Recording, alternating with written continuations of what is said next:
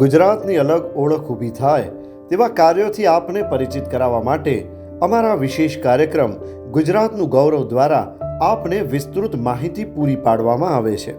ત્યારે આજે આપને અમદાવાદની ગૃહિણીઓ દ્વારા કરવામાં આવતા શિક્ષાના પરોપકારી કાર્યની સંપૂર્ણ ગાથા જાણવા માટે અમારી ન્યૂઝ ફોર ઇન્ડિયાની ટીમ ગ્રાઉન્ડ ઝીરો પર પહોંચી હતી। તો આવો જાણીએ શિક્ષાનું અનોખું સેવા કાર્ય। અત્યારે જે આપણે હાજર છીએ તે કોઈ શાળા નથી, ખુલ્લા આકાશ નીચે જે અભ્યાસ કરવામાં આવી રહ્યો છે તે કોઈ શાળા નથી, ના કોઈ ટ્યુશન ક્લાસ છે। આ એ શાળા કહી શકાય જ્યાં ગરીબ બાળકોને વિનામૂલ્યે ₹1 લીધા વગર અહીંયા અભ્યાસ કરવામાં આવી રહ્યો છે। છેલ્લા 11 વર્ષથી આ અભ્યાસ કરવાનું કાર્ય ચાલુ છે અને સૌપ્રથમ આ ગરીબ બાળકોને અભ્યાસ કરવાનું જેને બીડું ધારણ કર્યું છે તેમની સાથે આપણે વાત કરીએ। તમે મારી પાછળ જોઈ શકો છો કે ઘણા બધા વિદ્યાર્થીઓ અત્યારે અભ્યાસમાં જોતરાયા છે અને આ વિદ્યાર્થીઓ પાસેથી એક પણ રૂપિયો લેવામાં આવતો નથી અને આ કોઈ ટ્રસ્ટ પણ નથી। એ પણ આપને જણાવી દઉં કે આ કોઈ ટ્રસ્ટ પણ નથી કે ટ્રસ્ટ દ્વારા આ અભ્યાસ કરવામાં આવી રહ્યો છે। હાઉસવાઈફ દ્વારા આ ગરીબ બાળકોનો અભ્યાસ શરૂ કરવામાં આવ્યો હતો। આપણે સૌપ્રથમ જ્યારે આ અભ્યાસ શરૂ કરવાનો જેને વિચાર આવ્યો તેમની સાથે વાત કરીએ કે તેમને આ વિચાર કઈ રીતે આવ્યો અને તેમને આ જે ગરીબ બાળકોનો અભ્યાસ ચાલુ કરવા માટે કેવા પ્રયત્નો કર્યા છે। શું નામ છે આપનું? સંગીતા આસુદાની। તમે આ જે ગરીબ બાળકો માટે અભ્યાસ કરાવવા માટે જે બીડું ધારણ કર્યું છે અને આ ગરીબ બાળકોને અભ્યાસ કરાવવા માંગો છો, કેટલા વર્ષથી આ અભ્યાસ કરાવવાનું જે આપનું કામ ચાલુ છે? 2013થી શરૂ કર્યું છે, એટલે 11 વર્ષ ઉપર થયું છે। 11 વર્ષ ઉપરથી આપ કામ કરી રહ્યા છો ગરીબ બાળકો માટે। આપનું કોઈ ટ્રસ્ટ પણ નથી, હાઉસવાઈફ દ્વારા જે તમે અહીંયા અભ્યાસ કરાવવાનું કામ ચાલુ કર્યું છે, તમને કેવી મુશ્કેલો સ્ટાર્ટિંગમાં પડી હતી? સૌથી પહેલાં જ્યારે સ્ટાર્ટિંગમાં શરૂ કર્યું, જે વિચાર આવ્યો મને, એકચ્યુઅલી જ્યાંથી શરૂઆત થઈ ત્યાંથી કહું છું, મારી ડોટર છે એના બર્થડે ઉપર હું કંઈ અહીંયા નીકળી હતી અહીંયા કંઈ ડિસ્ટ્રીબ્યુટ કરવા માટે। ત્યારે અહીંયા મંદિર છે, મંદિરની બાજુમાં એક ટીચર ઘણા બધા છોકરાઓને, લગભગ 25-30 છોકરાઓને લઈને બેઠા હતા ભણાવવા માટે। એટલે મેં એમને પૂછ્યું, ઈશારો કર્યો કે આ છોકરાઓને મારે કંઈ આપવું છે, કપકેક્સ આપવા તો આપું? એમણે કહ્યું હા।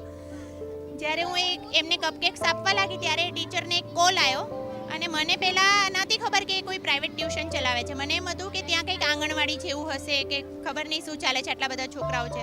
તો એ ટીચર એક કોલ ઉપર વાત કરતા હતા ત્યારે બાજુમાં એક પેરેન્ટ્સ ઊભા હતા, એમને મેં પૂછ્યું કે આ શું ચાલી રહ્યું છે? એમણે કહ્યું કે આ ટ્યુશન છે। તો મેં કીધું કયું ટ્યુશન? તો કે પ્રાઇવેટ ટ્યુશન્સ। તો મેં કીધું આટલા બધા છોકરાઓ એકસાથે 25-30 છોકરાઓ અને આ પ્રાઇવેટ ટ્યુશન તમે કેટલી ફીસ આપો છો? તો એમણે પછી મને ફીસની એમાઉન્ટ જે કહી તો તેનાથી મને એવું લાગ્યું કે આ 25-30 છોકરાઓને સાથે ભણાવે છે અને આ ફીસ તો મેં પેરેન્ટ્સને પૂછ્યું કે કેમ આવી રીતે પ્રાઇવેટ ટ્યુશનમાં મોકલો? ત્યારે પેરેન્ટ્સે મને એવો જવાબ આપ્યો કે અમે લોકો તો ઘરકામ કરીએ છીએ બધે, અમે એવું નથી ઈચ્છતા કે અમારા છોકરાઓ પણ આવું કંઈ કામ કરે, અમારા છોકરાઓ કંઈક ભણીને કંઈક બને એવું ઈચ્છીએ છીએ અને આ એરિયામાં અમારી પાસે બીજો કોઈ ઓપ્શન નથી। એ સાંભળતા મને એવું વિચાર આવ્યો કે આ છોકરાઓ માટે કંઈક કરવું જોઈએ, ભણાવવા આવવું જોઈએ। અને અત્યારે આપણા દ્વારા જે અહીંયા શિક્ષણ કરાવવામાં આવી રહ્યું છે, કેટલા બાળકો આપના સાથે જોડાયેલા છે અત્યારે ટોટલ 94 છોકરાઓ આવે છે।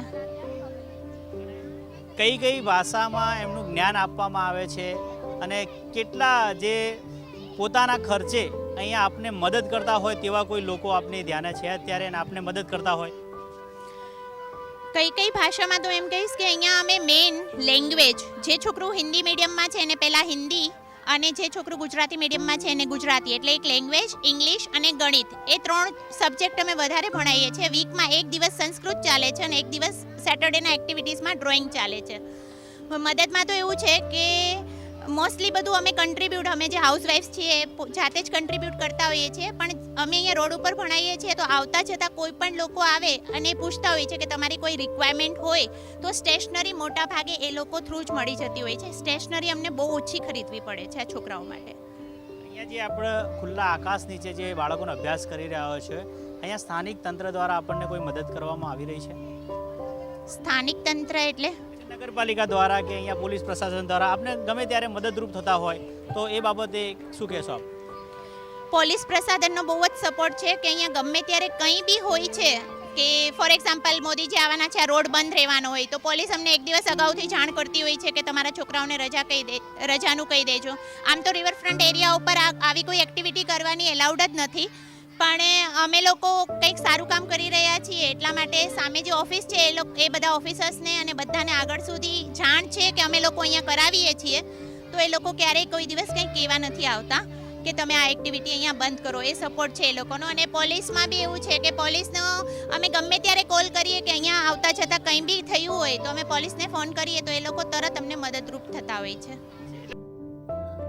કોણ કહે છે કે નસીબ વિના કામ બધા આડા પડે? સતત પ્રવાહથી તો પથ્થરમાં પણ ખાડા પડે.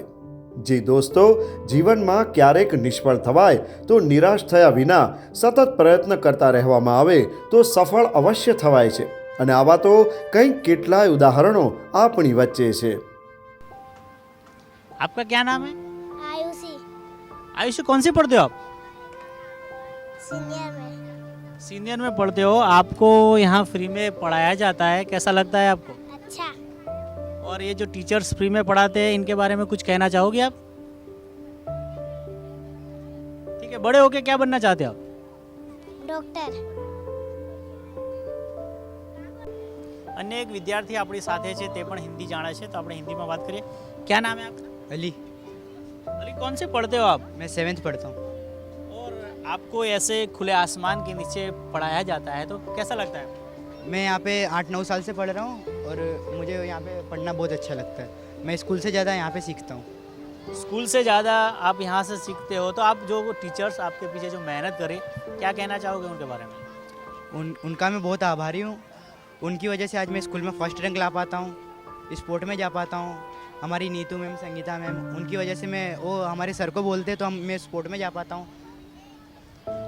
और अली, बड़े होके आप क्या बनना चाहेंगे? और आपके पीछे जो ये टीचर्स मेहनत कर रहे हैं, तो उनको आप बड़े होके जो कुछ बन के उनको क्या प्रदान करना चाहेंगे? मैं बड़ा होकर एक आर्मी ऑफिसर या फिर एक एथलीट बनना चाहता हूँ. और मैं यहाँ पे बच्चों को वापस सीख देने भी आऊँगा और मैं टीचरों के पास भी जाऊँगा सारी. और जैसे ये टीचर्स आपके पीछे मेहनत कर रहे हैं, आप भी कल बड़े आदमी बन जाएंगे, तो इस गरीब बच्चों के लिए आप भी कुछ सोचना चाहेंगे? मैं यहाँ पे हर चीज़ देना चाहूँगा, जैसे कुछ ना कुछ सिखाना चाहूँगा कि मैं भी यहाँ से पढ़ के सीखा हूँ, आप लोग भी यहाँ से पढ़ के सीखे, आगे जाए मेरे जैसे. આંખોમાં રહેલા સપનાઓને ઉડાન આપીને પુસ્તક યા જ્ઞાનને રોચક રીતે પ્રેમથી ભણાવતી આ ગૃહિણીઓ શિક્ષકની સાથે બાળકોની મિત્ર પણ છે. અને એટલે જ શાળામાં 7 કલાક ભણ્યા બાદ પણ આ બાળકોને અહીં આવવાનું મન થાય છે. શું નામ છે તમારું? जयमिल જયમીન, કયું ભણો છો તમે? 5 અને તમારા મમ્મી પપ્પા શું કરે છે જયમીન? माँ पापा पुलिस નું કામ કરે છે, મારી મમ્મી ઘરનું કામ. અહીંયા તમને જે રિવરફ્રન્ટ ખાતે અભ્યાસ કરવામાં આવે છે, શું કહેવા માંગો છો? સારું લાગે છે તમને અહીંયા? હા નાસ્તો બીજો આપવામાં આવે છે, ગમે છે આપને? શું બનવા માંગો છો મોટા થઈને? ક્રિકેટર. ક્રિકેટર. ક્રિકેટર બન્યા પછી તમે અહીંયા જે નાના બીજા છોકરાઓ છે એમની મદદ કરશો? હા અને જે આ શિક્ષકો આપને ભણાવે છે તેમને કંઈ કહેવા માંગો છો આપ? જરૂરી નથી કે અજવાળું ફક્ત પ્રકાશથી જ ફેલાય છે.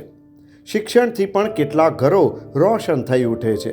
અને આ રોશનીને 4 ચાંદ લગાવી રહી છે અમદાવાદની કેટલીક ગૃહિણીઓ કે જેઓ શિક્ષક રૂપી જરૂરિયાતમંદ બાળકોને ભણાવી રહી છે. તો ચાલો આપને જણાવીએ કે ખુલ્લા આકાશ નીચે ઊંચા ઉડાનનું સપનું જોતી આ સંધ્યા શાળાની. નાના ભૂલકાઓ પણ આપણી સાથે છે. તો આપ હિન્દી જાણતે હો યા ગુજરાતી? दोनों. दोनों जानते हैं. तो શું નામ છે તમારું? श्वेता શ્વેતા. કયું ભણો છો શ્વેતા? 7वीं में. અહીંયા ખુલ્લા આકાશમાં ભણાવવામાં આવે છે, તો તમને કેવું લાગે છે? अच्छा अच्छा लगता है. और आपके मम्मी पापा क्या करते हैं?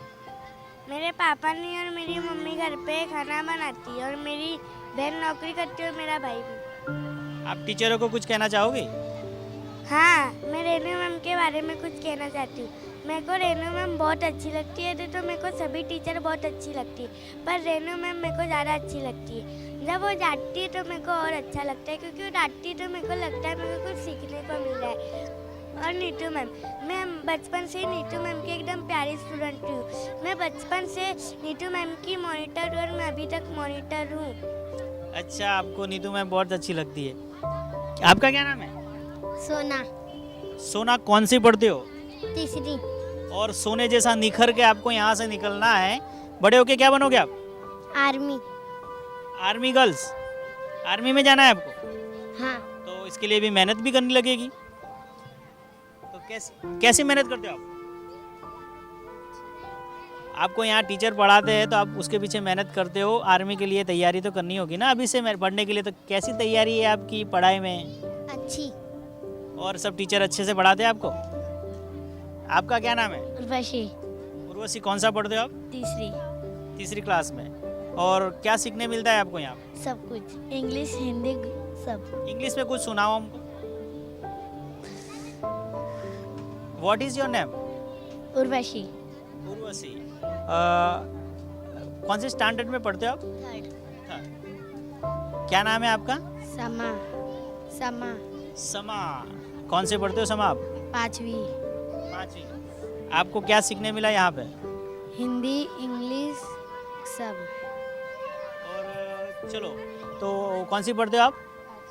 पांचवी पढ़ते हो। तो आपको यहाँ पढ़ के अच्छा लगता है? हाँ। क्या बनना चाहोगे बड़े होके आप? डॉक्टर। आपका क्या नाम है? रुद्रा। क्या नाम है आपका? रुद्रा। रुद्रा, क्या बनना चाहोगे बड़े होके रुद्रा? पुलिस। पुलिस। आपका क्या नाम है? मेरा नाम प्रिया है। आप बड़े होके क्या बनना चाहोगे भैया? मैं फौजी और टीचर। और अभी आप कौन सा पढ़ रहे हो? 5th। आपका क्या नाम है? आफरीन। आफरीन। आफरीन, कौन से क्लास में पढ़ते हो आप? 5th। और आपको इंग्लिश सिखाया जाता है यहाँ पे? आप आपका नाम इंग्लिश में बताए तो मुझे। हाँ। आपका नाम इंग्लिश में बताओ मुझे। है नाम Afreen. My name is Afreen. My name is Afreen, ऐसे बोलो तो। My name is Afreen. Sabarmati નદીના કિનારે વડલાના વૃક્ષની છાયા નીચે શિક્ષણનું મંદિર બની છે આ સંધ્યા શાળા। खिलखिलाता चेहरा और नन्हे कदमों के साथ जिंदगी को जीने चले हम। किताबों से दोस्ती कर नाच जाते जिंदगी को जानने चले हम। रंग जाति धर्म दरेक भेदोने भूलावीने केवल शिक्षाना रंगमां डूबेला आ बाळकोने भणी गणीने पोताना माता पिताना सपना पूरा करवा छे। आर्थिक रीते कमजोर परिवारनी हूंफ छे आ संध्या शाळा। अमीरी गरीबीनी दिवालोने ओळंगीने આગળ વધતી શિક્ષા એવો બદલાવ લાવે છે જે આપણને આગળ વધારે છે। આત્મવિશ્વાસ અને સેવાભાવથી કરવામાં આવેલ ગૃહિણીઓનો આ પ્રયત્ન બાળકોને આગળ વધારશે। ગરીબ બાળકોને ભણાવવા માટે પ્રશાસન પણ આ લોકોને અત્યારે મદદ કરી રહ્યું છે। જે બાળકોને અભ્યાસ કરાવતા જે એક ટીચર છે, ટીચર સાથે પણ આપણે વાત કરીશું કે તેઓ પોતાનો સમય અહીં હાઉસવાઈફ હોવા છતાં પોતાનો કિંમતી સમય નીકાળીને બાળકોને અભ્યાસ કરાવે છે। તમે જોઈ શકો છો કે ઘણા બધા બાળકો અત્યારે અભ્યાસ કરી રહ્યા છે। આપણે એક ટીચર છે જે અત્યારે અભ્યાસ કરાવી રહ્યા છે, તેમની સાથે આપણે વાત કરીએ। શું નામ છે આપનું? सोनिया गोयल। और મને એક અહીંયા એક अलग बात लागी, अलग चीज़ मेरे को यहाँ जानने मिली है कि आपको यहाँ लोग जो भी बच्चे हैं टीचर नहीं कहते, सारे आंटी कहते हैं, तो क्या कहेंगे इसके बारे में? मुझे बहुत अच्छा लगता है, बच्चे अपनापन दिखाते हैं, अपने को आंटी बोलते हैं।